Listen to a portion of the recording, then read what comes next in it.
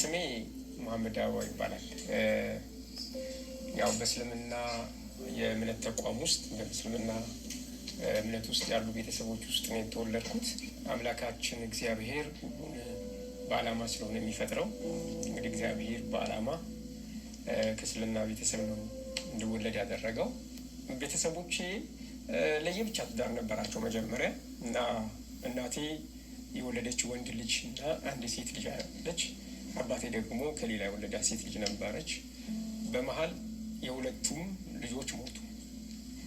የእናቴ ትልቁ ወንድ ልጅ፣ የአባቴ ደግሞ ሴቷ ልጅ ሞተች እና ከዛ በኋላ ነው ተጋቡ። ከተጋቡ በኋላ ስለተሳሉ አላህ ልጅ ከሰጠን ስሙን ሙሐመድ ያወል እንለዋለን። አንድ ላይ የተያያዘ ማለት ነው እንለዋለን። ቁርአን ብቻ ነው የሚቀራው፣ ትምህርት ቤት አይገባም። እንሰጠዋለን፣ ለቁርአን ቤት እንሰጣለን። እዚያ ቁርአን ይቀራል፣ መንፈሳዊ ነገር ነው ያከናውናል የሚል ስለት ተስለው እንግዲህ የተወለድኩት። ስለዚህ በዛ ቃላቸው መሰረት ትንሽ ወረዳ ከተማ ናት፣ አመማርያም ትባላለች ቦታዋ እና ከሱ የገጠር ከተማ ነች። ከሷ ወጣ ብሎ የአባቴ እናት አያቴ ያለች እና ወደዛ ተወሰድኩ ማለት ነው። ያው ነፍስ ካወቁ በኋላ 5 ዓመት 6 ዓመት አካባቢ 5 ዓመት ይመስለኛል ሄድኩ። እዛ ሁኜ ቁርአን መቅራት ጀመርኩ እና ሻህሊ ጫና የሚባሉ ሰው እያሉ 50 አይነት ደረሳዎች ነበሯቸው፣ ተማሪዎች ማለት ነው። 50 ደረጃ 50 የሚያክሉ ደረሳዎች ነበሩ። እነዛ መካከል ሄጄ መማር ጀመርኩ እና በጣም ትንሹ ከተማሪዎች መካከል እኔ ነኝ። እዛው እያደሩ ነው። እኔ ግን ቅርብ ስለሆነ መስጊዱ ለአያቴ ቤት እየተመላለስኩ ነበር። አንዳንድ ጊዜ እነሱ ጋር አድራለሁ እና ቁርአን እየቀራው ያው የትምህርት እድል የለም።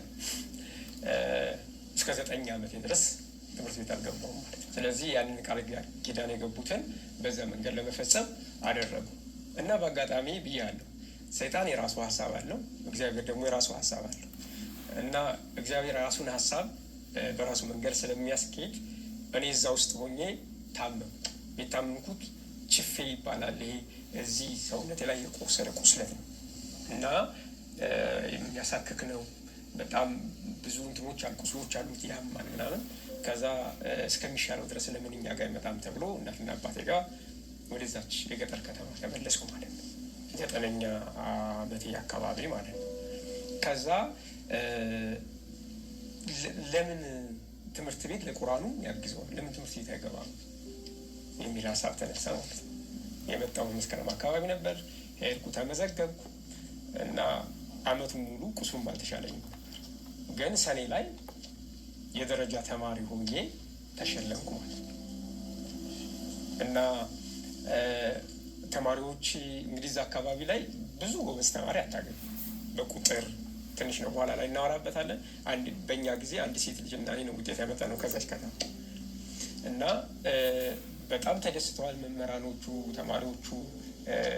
ጥሩ ተማሪ ነበርኩ እና እንግዲህ ሰኔ ደረሰ፣ ሽልማት ተሸለመ በተማሪ ፊት። ቀጣይ እድሌ ምንድን ነው? ይሄ ከሆነ በኋላ ግን ወደ ቁርአን ይመለስ የሚል ሀሳብ ተነሳ ማለት ነው እና አባቴ የስለት ልጅ ስለሆነ ይሞትብኛል፣ ስለዚህ ሄዶ መማር አለበት ቁርአን እና አያቴ ጋር እንዲሄድ ሀሳብ አቀረበ። ግን የትምህርት ቤት መምህራንና ተማሪዎች እንዲማር ስለሚፈልጉ መጡና ተማሪዎች መማር አለበት የሚለውን ሀሳብ አነሱ። በዚህ ጊዜ እናቴ ከፈለገ ይሙት እንጂ ያው አልተማረችም። ትንሽ መጽሐፍ ማንበብ ትችላለች፣ ግን ከተማ መታ ንግድ ምናምን ትሰራ ስለነበረ ታውቃለች። በቃ ከሞተ ይሙት እንጂ ትምህርት መማር አለበት፣ እንደኔ ሳይማር መኖር የለበትም የሚል ሀሳብ አቀረበች። ትንሽ ሀሳቧ ተቀባይነት ስለሚኖረው ብዙ ጊዜ የእሷ ተቀባይነት አገኘና ትምህርት ጀመርኩ ማለት ነው። ግን በዛ መሀል እንግዲህ ትምህርቱን እየተማርኩ እንግዲህ 1ኛ 2ኛ ምናምን የምወጣው በጥሩ ሁኔታ ነው። ትምህርት ላይ ጎበዝ ነኝ እና ሀሳብ መረዳት ላይ ጎበዝ ነኝ። እንግዲህ ያው በተፈጥሮ እንግዲህ እግዚአብሔር ይሰጠኝ ነው እና ግን ምን እየተፈጠረ መጣ፣ እኔ ትንሽ ታማሚ እየሆንኩ መጣ። ከዛ በኋላ መሸኛ የመጣ ትምህርት ቤት ሲፈለግ መንግስት ትምህርት ቤት አልተገኘም። ስለዚህ ሲስተሬ አውሊያ የሚባል ትምህርት ቤት አለ፣ ሙስሊሞች ትምህርት ቤት ሚሽነሪ ትምህርት ቤት ነው። ማሳደጊያም አለው። የሲስተር ልጅ እዛ ነበር የሚያድገው። እዛ ጠየቀችልኝ። እዛ ትምህርት ቤት ገባሁ። እንግዲህ ሰፈራችን እንቁላል ፋብሪካ አካባቢ ነው። ከእንቁላል ፋብሪካ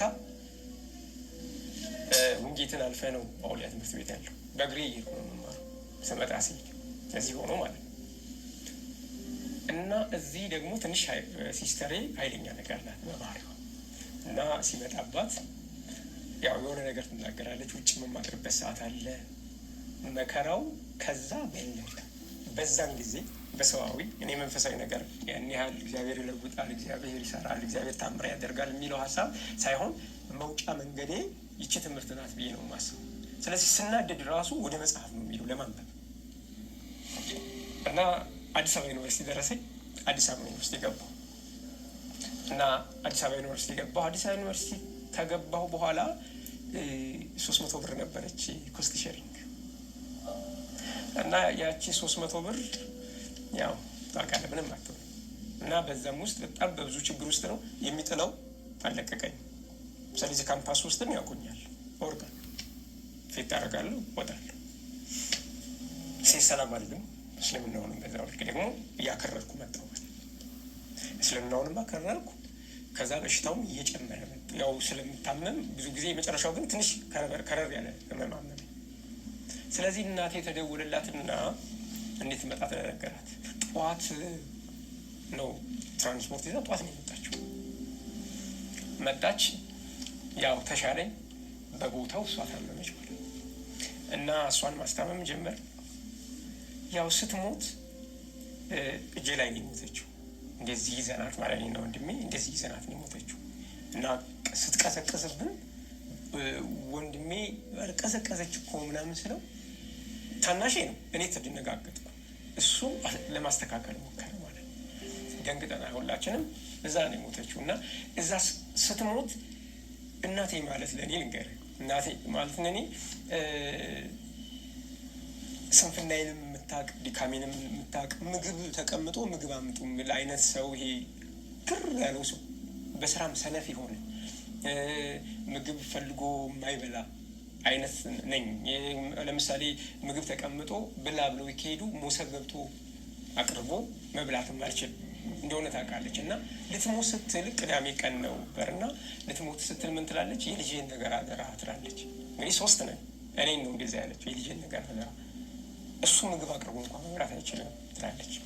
እና በጣም የምትገርም ብልህ እናት ናት። በጣም ብልህ እናት ናት። በጣም በምክሯ በጣም የምትገርም ናት።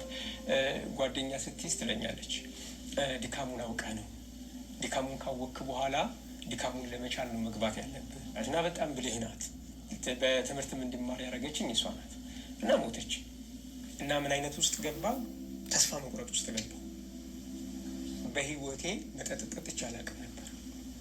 እሷ ከሞተች በኋላ ሶላት አቆምኩ፣ መስገድ ማለት ነው አቆምኩ። ከዛ መጠጣት ጀመርኩ። ብሎ ብዙ ጊዜ አይደለም፣ ቀናት ናቸው። የተወሰነ ቀናት ነው የጠጣሁት።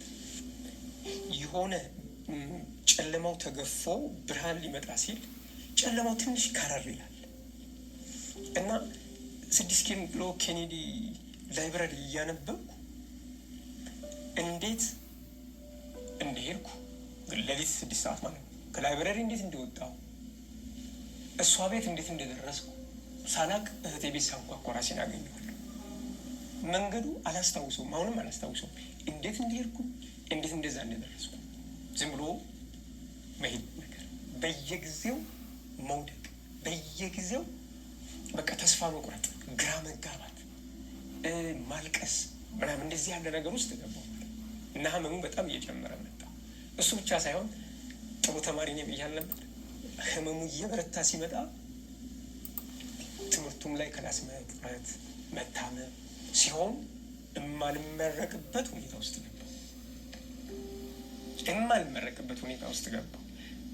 ለ30 ደቂቃ ቁጭ ብዬ ሳነብ በጣም ብዙ ነገር የሚይዝ ሰው 30 ደቂቃ ማንበብ እያቃተኝ መጣ እና ነገሮች ሁሉ ስብስብ እየሆኑ መጡ። ከዛ መጠጣት ጀመርኩ። በዛ ቅጽበት ነው እንግዲህ ጌታን ያገኘሁበት ቅጽበት የተፈጠረው ማለት ነው። እሱ እንዴት ሆነ መሰለህ? አንድ ቀን እንደዚሁ ቅዳሜ ቀን ነው፣ ብዙ ነገሮች ቅዳሜ ቀን ነው የሚያጋጥሙኝ እና አንድ ቀን ቅዳሜ ቀን የሆነ ቤት እየጠጣን እንደሆነ አስታውሳለሁ። ማታ ገባን እየጠጣን፣ አጠገቤ ሴት እንደነበረች አውቃለሁ፣ ጠዋት ሳስታውስ ማለት ነው። ከዛ ጠጥተን ለመጀመሪያ ጊዜ ብዙ የጠጣሁት ያኔ ነው። ለቀናት ነው የጠጣሁት ከዛ በፊት እንጂ ለወራት ምናምን የጠጣሁ ሰው አይደለም። ስንጠጣለን ጠዋት ስነሳ ያገኘሁት ራሴን ቱቦ ውስጥ ነበር። ማን እንደወሰደኝም ለምን እንደዛ እንደተኛው አላውቅም። ጠዋት ስነሳ ግን ምን ማድረግ ነበረብኝ መሰለህ? ሃይማኖተኛም ስለሆንኩ ማለት ነው። ሴት ጋር እንዳላደርኩ እርግጠኛ ነኝ። ያስታውቃል ውጭ ላይ እንዳልኩ እና ያለኝ እንደወሰዱ፣ ያው ብዙ የለኝም ግን ያቻለችን እንደወሰዱ ገብቶኛል። ተነሳሁና ስለ ገሃነም ነው ቀጥታ ያሰብኩት። በቃ አንደኛ አብጃለሁ፣ ጤነኛ አይደለሁ፣ ሁለተኛ ልሞት ነው በቃ የሚል ውስጥ ገባሁ ማለት ነው። ከዛ ተነስቼ የማስጠናው ልጅ ስለነበረ ወደሚያስጠናው ልጅ ልሄድ ስል በ6 ኪሎ አካባቢ ነው እንግዲህ 4 ኪሎ ነው የሚገዛው።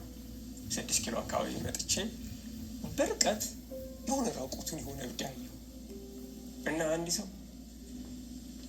ያው ኢየሱስ የሚለው ነገር ሰማል፣ በኢየሱስ ክርስቶስም ምናምን ይለዋል። ከዛ ምን የሚል ሀሳብ ይሄ ሳራ የሳቀችው አይነት ሳቅ አለ አይደል?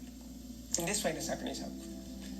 ምን እያለ ነው እሱ? አይሻልም ያበደው? አይጠየቅም እኮ በምን ሂሳብ ይጠየቃል?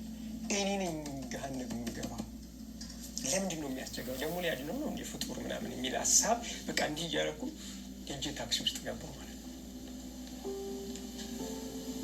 እንግዲህ ታክሲ ውስጥ ስገባ ቀጥታ ታክሲ ውስጥ ገባሁ። ከኋላ ወንበር ነው የተቀመጥኩት። አእምሮ ውስጥ ያለው መሐመድ እያበድክ ነው፣ የሆነ ችግር ውስጥ እየገባ ነው። ሁለተኛው ደግሞ ሀሳቤ ምን ይላል? በቃ ገሃነም መግባትህ ነው። አልሰገድክም ሶላት ጠዋት። የሚገርምህ ተጣጥሬ ጠዋት እሰግዳለሁ የነበረው ማለት ነው። ያኔ ግን አልሰገድኩም። ስነሳ ቱቦ ውስጥ ነበርኩ። በዛ ሁኔታ ውስጥ መስገድ የማትችልም በቃ ግራ ተጋብቻለሁ። ከኋላ ወንበር ላይ ተቀምጬ ከዚህ በኩል 2 ሰዎች አሉ፣ ከዚህኛው በኩል አንድ ሰው አለ፣ ከኋላ የሚያስቀምጠው ማለት ነው። እዛ እንደተቀመጥኩ ይህን እያሰብኩ በቃ ማበዴ ጤነኛ አይደለሁም ምናምን እያልኩ በዚህኛው ጆሮዬ የሆነ ልስልስ ያለ እንደው የአይን ቅጽበት ያክል ጊዜ የሚወስድ አንድ ድምፅ ሰማሁ። እኔ መንገድ ነኝ፣ እውነትና ሕይወትም እኔ ነኝ፣ በእኔ በቀር ወደ አብ የሚመጣ የለም የሚለው ነበር። ታውቃለህ፣ በረዶ ውስጥ ሲገባ የሚቀዘቅዘው ነገር አለ። መላ ሰውነቴን ቀዘቀዘኝ። የሆነ አእምሮዬ ላይ ሌላ ነገር ፈጠረብኝ። አበርኩ እንዴ! ዞር ስል ሰዎቹ እያወሩ ነበር። በቃ አብጃለሁ ማለት ነው። ግን ደግሞ ውስጤ ከፍተኛ የሆነ ቅዝቃዜ እና የሆነ ደስታ ሳቅ የሚል በቃ የሆነ እንድትስቅ የሚጋብዝህ ነገር ውስጤ ተፈጠረ። ምንድን ነው ያገኘኝ? እና ለሁለት ተከፈልኩ። አእምሮዬ እያበርክ ነው፣ ውስጤ ደግሞ ደስታው በጣም ከፍተኛ ነበር። ይህን እያሰላሰልኩ ሁለተኛውን ድምፅ በዚህ በኩል ሰማሁ። አንድ ሰው ባለበት በኩል ቃሉ ያው ነው፣ ልስላሴው ያው ነው፣ ፍጥነቱ ያው ነው። ልቤ እርስርስ ሳል እስከ መጨረሻው የሆነ ፈገግ ማለት ጀመርኩ ማለት ነው። በጣም ደስተኛ ሆነ እና አሁንም አእምሮዬ ግን ልታብድ ነው፣ በቃ አለቀልህ የሚለው ነገር ደግሞ አእምሮዬ ላይ ይጮሃል። ለሶስተኛ ጊዜ ግን ቃሉ ሲመጣ አይኖቼ እያዩ ቃሉ ሲመጣ ይሁት መንፈሳዊ ሰው ካልሆነ ሊረዳው አይችልም። ቃል ሲመጣ እንዴት ይታያል? ይሰማል እንጂ ግን ቃሉ ሲመጣ ላብራራልህ አልችልም። ቃሉ ሲመጣ ይታየኝ ነበር። ውስጤን አረሰረሰው እና በዚህ ደስታ ውስጥ የሆነ ብቻ ያቁነጠንጠኛል። ለመነሳት እፈልጋለሁ፣ ለመቀመጥ እፈልጋለሁ። የሆነ ይሄ የተፈታ አይነት ሰው በቃ እየጮኸ ምናምን እንደሚናገር እንደዛ እየጮህኩ ብናገር ራሱ ደስ ይለኝ ነበር። በመሀል ቃሉን ራሴ ማለት ጀመርኩ ሳላስተውል። ይሄ የማንጎራጎር አይነት አለ አይደለ? እኔ እውነት ነኝ፣ መንገድ ነው፣ እኔ መንገድ ህይወት እውነት ነኝ የሚለውን ቃል ዝም ብሎ የሆነ ማጉረምረም አይነት ነገር ማለት ነው። ድምፅ የለኝም እኔ ዝም ብዬ የማንጎራጎር ነገር ያዝኩ ማለት ነው። ከዛ ራሴን ቸንዴ ሆነ ምናምን የሚል ራሴን ደግሞ ለመመለስ እሞክራለሁ። ከዛ ቀጥታ ወዴት ሄድኩ?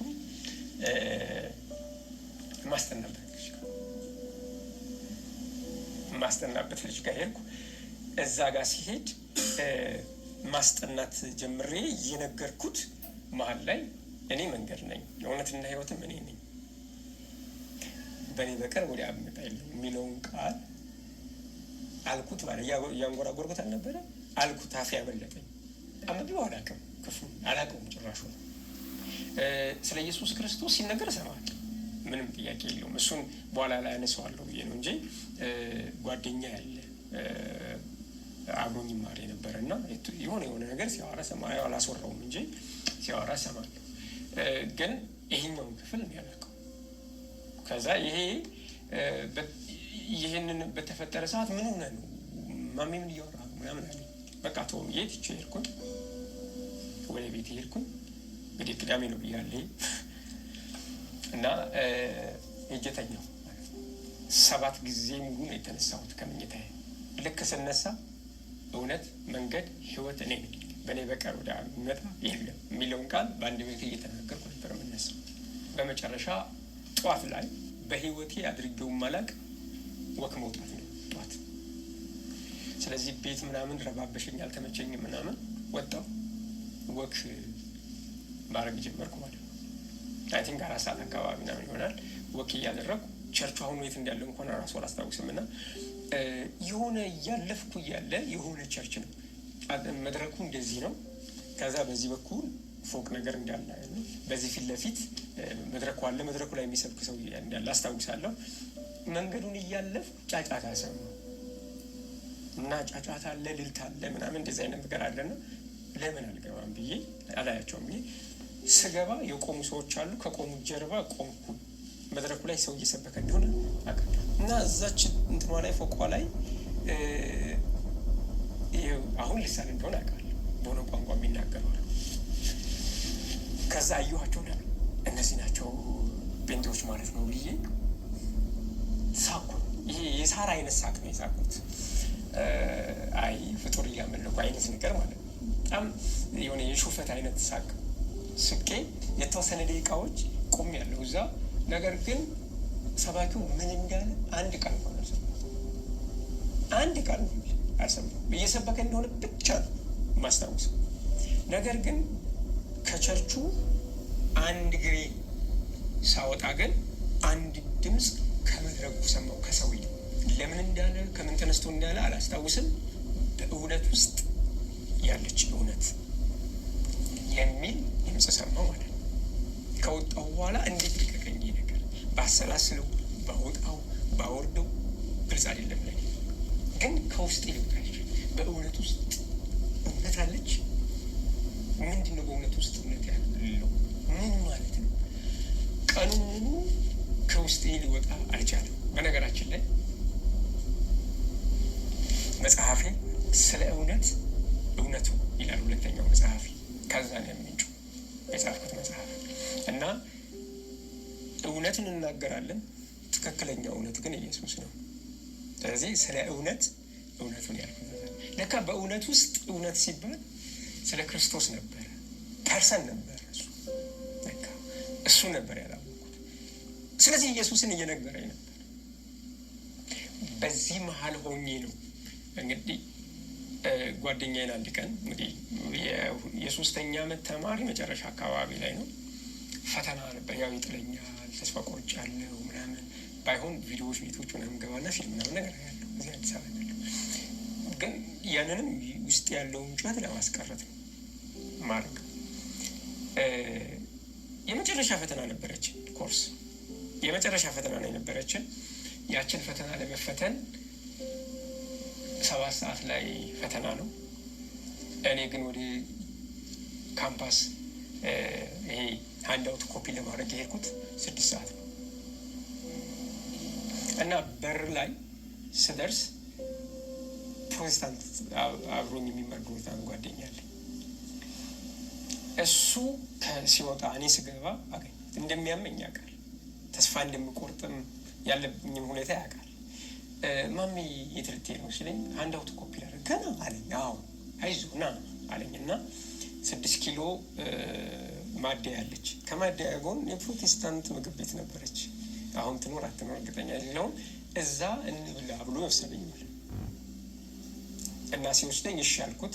እየበላሁ እኔ እነግርሃለሁ እያንዳንዱ ሃንዳውቱ እኔ አብራራለሁ፣ አንተ ጎበዝ ነህ ትይዘዋለህ ምናምን አለ። ያው እኔን ለማበረታታት ነው ያደረገው ድንጋይ ነው። ሄድ ምግብ ቀረበ። የሆነ ተስፋ መቁረጥ ውስጥ ነኝ። በቃ ምንም ነገር አይጠበኝም መሰረት እና ምግብ ሲቀርብ እኔ ስጋ ነው የምበላው። ምን ታዛለህ ሲለኝ ስጋ ነው የምበላው አልኩት። ለመጀመሪያ ጊዜ እንዴት ሲለኝ አወራሃለሁ ምናምን አልኩት እና በላን። ክርስቲያን መሆን እፈልጋለሁ ምናምን አልኩት። ይህን ምን የሚባል ነገር አለ መሰለህ፣ የሆነ እልህ የምትገባው ነገር አለ አይደል?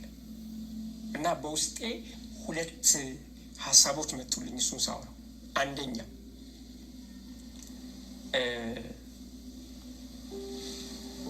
አቡ ሀይደር የሚባል ነበር፣ እንደውም አስታውስ፣ አቡ ሀይደር የሚባል ሰው አለ።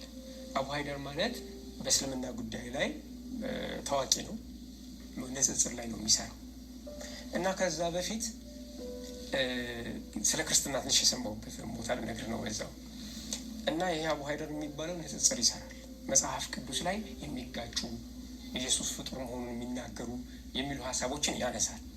እኔ ትምህርቱ አጋጥሞኝ አያውቅም ነበር። የእሱ ንጽጽር ላይ ይሰራል፣ ክርስቲያኖችን ሙስሊም ያደርጋል ብቻ የሚል ነው መረጃው ያለ። በተደጋጋሚ ሲያስተምር አግኝቼው አውቃለሁ፣ ግን በዚህ ጉዳይ ላይ ሲያስተምር አግኝቼው አላውቅም። አንድ ቀን ግን እዛ ፈረንሳይ መስጊድ አለ ሂደን ሰግደን ስንጨርስ የንጽጽር ትምህርት ብሎ 14 ኢየሱስ ፍጡር የሆነባቸው ብሎ የመጽሐፍ ቅዱስ ክፍሎችን ይጠቅሳል። እኔ መጽሐፉንም በደንብ ስለማላውቀው ግን ጥቅሱን ሲጠቅስ አስታውሳለሁ። 14 ብሎ 14ቱም ቦታ ላይ ሰው መሆኑን የሚናገሩ ክፍሎች ናቸው የሚናገሩ። እዛ ቁጭ ባልኩበት ጥርጣሬ ፈጠረብኝ። ወይ ይሄ ሰው እየዋሸኝ ነው? ምክንያቱም መጽሐፉ የኢየሱስ ክርስቶስን ሰውነት የሚናገር ከሆነ እና ተከታዮቹ በግድ ፈጣሪ ነህ ብለው የሚከተሉ ከሆነ እነዚህ ሰዎች ስንት ምሁራን እያሉ አይናቸው ተሸፍኗል፣ ልባቸው ተዘግቷል ማለት ነው እንጂ እንዴት ሊያደርጉ ይችላል? ግን እሱ ከእነሱ በላይ ይህን ሁሉ ጉድ እንዴት ሊያውቅ ይችላል? መጽሐፉ ባለቤቶች አሉ፣ እነሱ ደግሞ አምላክ እያሉት ነው። ስለዚህ ወይ ደግሞ እሱ እየዋሸ ነው ማለት ነው። ከእነሱ በላይ ደግሞ ሊያውቅ አይችልም። በዚህ ጥርጣሬ ውስጥ ሁኜ ስለነበር ጥያቄዎችን መጠየቅም ጀምሬ ነበር ማለት ነው። አንዳንድ ነገሮችን ማየት ጀምሬ ነበር እና ይሄ ከዛ ምን አልኩት፣ ሌላም አንድ ልጨምርልህ፣ ትንሽ የቅደም ተከተል መዛባት ሊኖር ይችላል። ክርስቶስ በዚህ መልኩ ከመገለጡ እና ከመናገሩ በፊት ግን ምን ተፈጥሮ ነበር መሰለህ?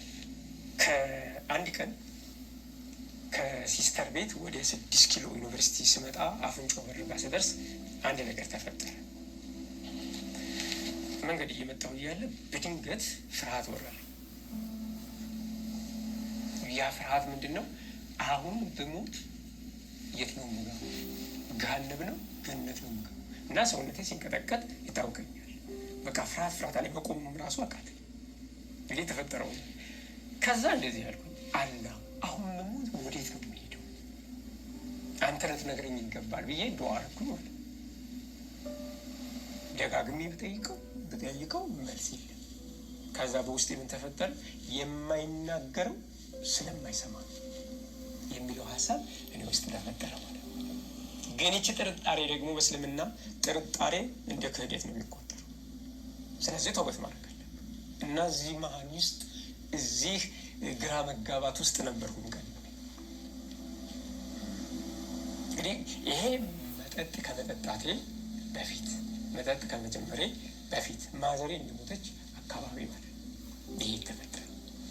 በዚህ ሁኔታ ውስጥ ነው እንግዲህ አትመልስም ወይ ያልኩት አላህ ሆኖ የመለሰልኝ ግን ኢየሱስ ነው ተገኘ ማለት ነው። የት ነው የምገባው? መጨረሻ የት ነው? ገሃነም ነው የምገባው? ገነት ነው የምገባው? አላህ መልስ። ለካ አይመልስም። ለካ አይናገርም። ለካ የሚናገር መጨረሻን የሚያሳውቅ አካል አለ። እሱም ኢየሱስ ክርስቶስ ነው። ለካ ዮሐንስ 14:6 ኢየሱስ የተናገረው ለዚህ ጥያቄ መልስ ነበር። እኔ መንገድ ነኝ፣ እውነትና ሕይወትም እኔ ነኝ፣ በእኔ ካልሆነ በቀር ወደ አብ የሚመጣ የለም። አየህ፣ የማይናገረው አካል አልተናገረም። አለመናገሩን ለእኔ ገልጦልኛል። የሚናገረው አካል ደግሞ ተናግሯል። መናገሩን ለእኔ ገልጦልኛል። እና እዛች ቤት ውስጥ ከዚህ ስጋ ነው የምበላው ብዬ የክርስቲያን ስጋ ነው መብላት ስወስን በልቤ ሁለት ነገሮች ነበሩ። አንደኛው እንደ አቡ ሀይደር ክርስትናውንም እስልምናውንም የሚያነጻጽር ለመሆን እነሱ የተማሩትን ማወቅ አለብኝ፣ ገብቼ ትምህርታቸውን መማር አለብኝ የሚል ሀሳብ፣ የሆነ ዝም ብሎ የማይረባ ሀሳብ ውስጥ ይመጣ። ሁለተኛ ከዚህም ከእስልምናው ዓለም ወጥቼ ደግሞ እስኪ ልሞክረው የማለትም ደግሞ ሁለት ሀሳብ ባለው ብቻ ግራ በመጋባት ውስጥ የምትወስነው ነገር አለ አይደል? እንደዚህ አልኩት። ግን ለማንም እንዳትናገር አልኩት። ለእናቴ ልንገራት አለ። አይ ከሲስተር ቤት ስወጣ ራሴን ስችል ነው ይህን የማደርገው፣ ለማንም እንዳትናገር አልኩት። ይሄ ሲሆን ግን በዛ ታክሲ ውስጥ የተፈጠረውን ነገር ግን አላወራሁትም። እስልምና ላይ ያሉትን ጥርጣሬዎች አላወራሁትም። በነገራችን ላይ አንድ ሙስሊም የፈለገ ጥርጣሬ ቢሆን ጥርጣሬ ውስጥ ነኝ አይልም። የወጣ ያን የካደ ቀን ብቻ ነው። እስከዛ ድረስ በእምነቱ ላይ ያለውን ጥርጣሬ የፈለገ ነገር ቢሆን አይነግርም። እኔም እንደዛ ስለነበር አንድም አልነገርኩትም። የሰማው ያልኩትንም ምንም አልነገርኩትም። በረጅም ጊዜም አላወራሁትም። ለእናትህ እንዳትነግራት አልኩት። እሺ አልነግራትም አለኝ። እሱ ደግሞ ችግር የለበት ያው በመብት ምናምን ይሆናል እና አልነግራትም አለኝ። በሚቀጥለው ውሰደኝ አልኩት። ወደ የሆነ ውስጤ ማወቅ ፈለገ። ገብቷል። ከዛ አንድ ቀን አመጡኝ። ቤት መጣን። ስመጣ አገልጋይ ነበረ፣ እሷም ነበረች። ገባን። ንስሐ ገባ ሲባል ያው ለመተባበር ያክል ከልቤ አይደለም፣ ወደኋላም ለመመለስ ብቻ የሆነ ድንግርግር ያለ ነገር ውስጥ ያላል። ወደፊትም ወደኋላም አይደለሁም። ያንን የሰማሁትንም ያው በኋላ ላይ እየረሳሁትም ስለመጣ ብዙ እንደ ቁም ነገርም አልቆጠርኩትም። ከዛ እጅህን አንሳ አለኝና እሺ አልኩት። እኔ የምለውን በላለኝ አልኩ። ከዛ እየጸለየልኝ አባቴ ያደረገውን ነገር፣ የኔን የትምህርት ሁኔታ፣ እኔም ማቃቸውን ነገሮች ነው የሚናገረው። ሰውየው እየጸለየ የሚናገረው እኔም ማቃቸውን ነገሮች ነው የሚናገረው። እንደዚህ ሆኑ፣ እንዴት ተደርጎ እንደዚህ ሆኑ፣ እንደዚህ ሆኑ። ይሄ ሰውዬ ጠንቋይ ነው እንዴ አልኩኝ በውስጥ። ከዛ ትዝ ሲለኝ ለካ እኔም ታክሲ ውስጥ ያችን ነገር ሰምቻለሁ።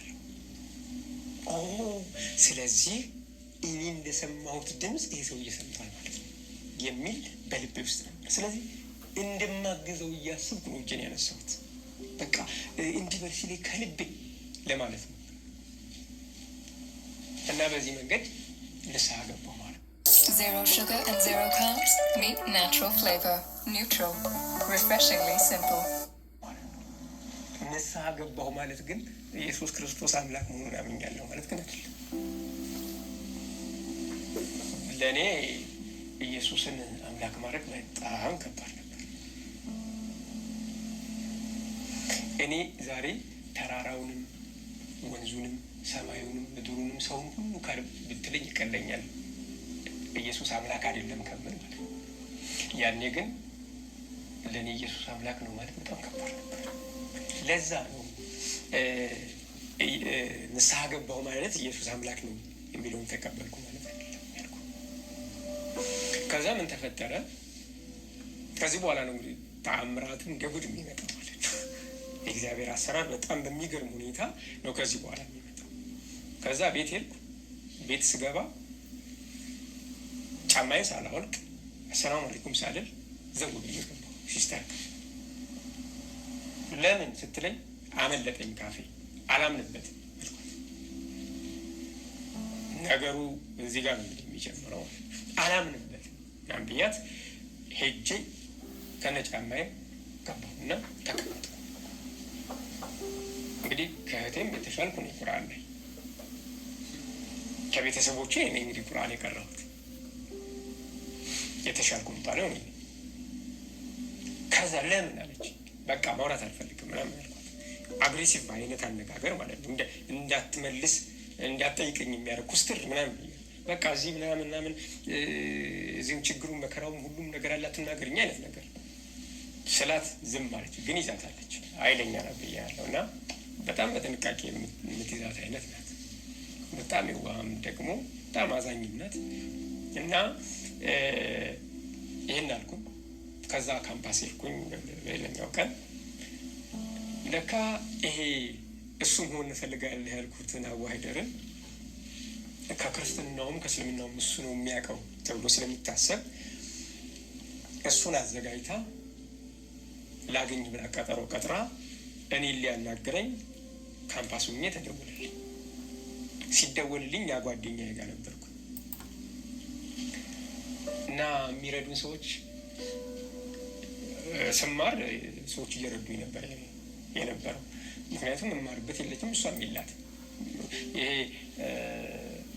አስራት ምናምን እንደሚሰጥ እነሱ ጋር ዘካ አለ። ረመዳን ላይ ዘካ ይሰጣል። ተሰልፈን እንቀበላለን። በዛ ነው የምማረው። የለመነ እየጠየቀች ምናምን ነው የምታስተምረኝም።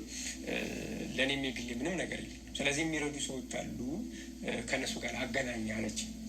ከዛ ያ የሚባለው ተመልከት፣ ያ የሚባለው ወይ እናቴ ሞታለች ተብሎ ነው ወይ አባቴ ሞተዋል ተብሎ እና ከጓደኛዬ ጋር ነበር ስደውልልኝ። አሁን ግን አልኩት፣ አሁን ግን በፍጹም አልዋሽም። አባቴ ሞቴ እናቴ ሞተች ቤተሰብ የለኝም አልልም ከሆን በኋላ ብዬ ወሰንኩ። ነገርኩት። እሺ ምናምን ያለ ስሄድ ከሊፋ ህንፃ ጋር ነበር የሄድኩት።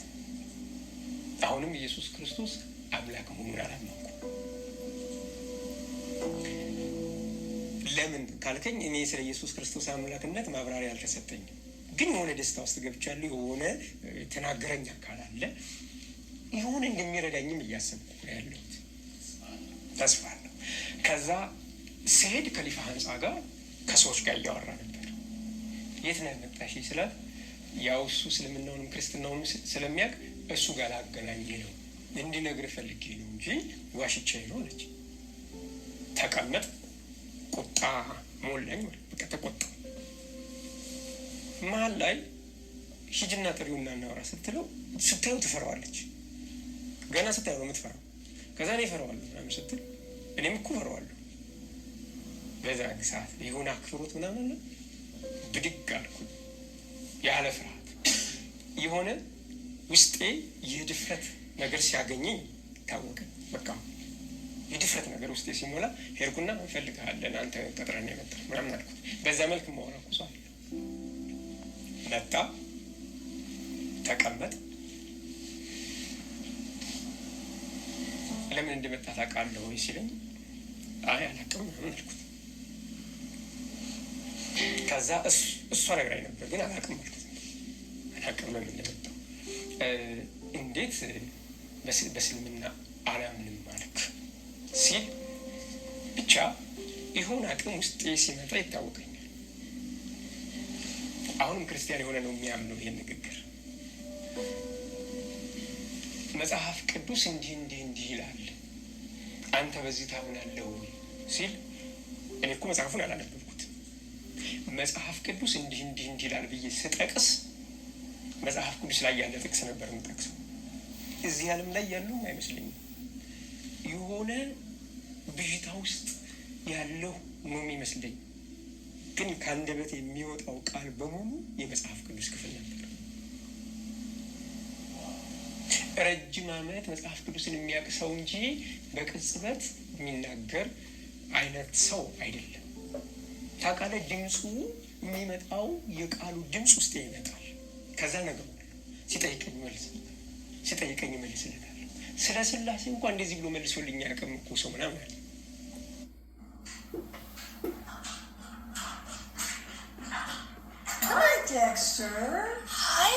ስለ ስላሴ እንኳን እንደዚህ ብሎ መልሶልኝ አያውቅም እኮ ሰው ምናምን አለ።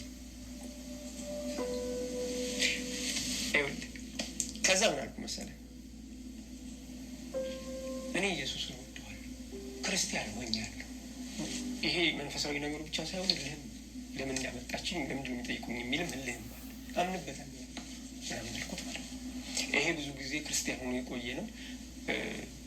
እንግዲህ አላህ ሂዳ ይስጠው አለ። ሄደ እሱ። ተነስተን ስንሄድ ታክሲ ውስጥ ገባ። ታክሲ ውስጥ ስንገባ እኔ ከየት ነው ይሄ ቃል የሚመጣው? እንዴት መጽሐፍ ቅዱስ ላውቅ ቻልኩ? እንዴት መጽሐፍ ቅዱስ ክፍል ልጠቅስ ቻልኩ? ብቻ እዚህ ብጅታ ውስጥ ነበርኩ። ታክሲ ውስጥ ገብተናል እና ለካ ታክሲው በአንድ እግሩ ቆሟል። ኃይለኛነት ብያለሁ ሲስተር፣ በአንድ እግሩ ቆሟል። ታክሲው ሹፌሩ ይሳደባል፣ ወያላው ይሳደባል፣ እሷ ትሳደባለች። እኔ ብንን ስል ከሀሳቤ ለካ እየተሳደቡ መግደል ነበር ይላል። ይሄ ከሃዲ፣ እነዚህ እኮ በገንዘብ ነው ምናምን ያለ ስባን ልክ ከሀሳቤ ስነቃ በእኔ ላይ እየተነጋገሩ ሲስተር የኃይለኛ ነብይ ያለው ትሳደባለች፣ እኛ እዚህ ሸክምን ድሮ ምናምን ትላለች፣ የማትለው ነገር የላትም። ቤት ገባን ማለት ነው። ቤት ከገባን በኋላ ያው ረጅም ስለሆነ ነው። ቤት ከገባን በኋላ አሁን እኔ ጋር መሆን አትችልም ማለት እሺ ብዬ ወጣሁ። ከዛ ጊዜ በኋላ እተኛለሁ። በህልሜ መጽሐፍ ቅዱስ አነባለሁ። ጠዋት ስጠይቃቸው ይህ የመጽሐፍ ቅዱስ ክፍል አለ። ለምሳሌ በህልሜ ለመጀመሪያ ጊዜ ያነበብኩት ኢሳያስ 40 ነበር። ኢሳያስ 40 ሙሉን ጠዋት ስነሳ ታሪኩን ነገርኳቸው በስዕል መልኩ። በጎቹ እንደዚህ ሲይዛቸው ከበጎቹ ከኋላ ሲከተሉት ኢሳያስ ላይ ያለው ሀሳብ አለ። ይሄ የገንቦ ጠብታ የሚለው ሊትራሊ ገንቦ ውስጥ ያለች ትንሽ እየጠብታን ጠብ ሲልባት እያንዳንዷ ነገር በስዕል እንደዚህ ያለ መጽሐፍ ቅዱስ ክፍል አለ ስላቸው ኢሳያስ 40 ሲያነቡ እኔ ውስጥ የነበረው በጣም ብዙ የመጽሐፍ ቅዱስ ክፍሎች ያነበብኳቸው በህልሜ። ግን አሁንም ኢየሱስ ክርስቶስ አምላክ መሆኑን አላመንኩም፣ አልገባኝም፣ አንደርስታንድ ላደረገውም አልቻልኩም። ግን ምን ተፈጠረ መሰለህ? ከዛ በኋላ ተጸለየልኝ፣ ከአጋንንት ነፃ ወጣሁ። ከዛ መጸለያ ቦታ ነበረች እና እዛ መጸለያ ቦታ እንዳድር ተደረጉ። ጥበቃ ነበረ። 8 ቀን አካባቢ ነው እዚያ የቆየሁት። አንድ ቀን ሌሊት ተነሳሁ። የሆነ ጥቁር ሌዘር ለብሰው ይሄ ማፊያ ፊልም ላይ ከሆነ እንደዚ አይነት ተኝቼ የዛ አይነት ልብስ ለብሳ ሲስተር ትመጣለች። አንገቴን ታንቀዋለች። ሌትላሪ ሳልተኛ እንቅልፍ ሳይወስደኝ ነው የሚያንቀኝ። መተንፈስ አቃተኝ። ከዛ አዑዙ ቢላሂ ሚነ ሸይጧን ረጂም ቃልኩ ማለት ነው። እየበለጠ እያነቀኝ መጣ። ከዛ መጨረሻ ላይ ከውስጤ በኢየሱስ ስም የምትል ነገር ከውስጤ ወጣ ማለት ነው። በዛ መጸለያ ማድረግበት ቦታ ላይ ነው እንደዚህ ተከታ። ልክ እሱ ሲወጣ ለቀቀ። ለዛ ነው በሆነ በስምንተኛው ቀን ይመስለኛል ተነሳሁና አሁን ይሄ ስም እንደሚያድነኝ ገባኝ ማለት ነው።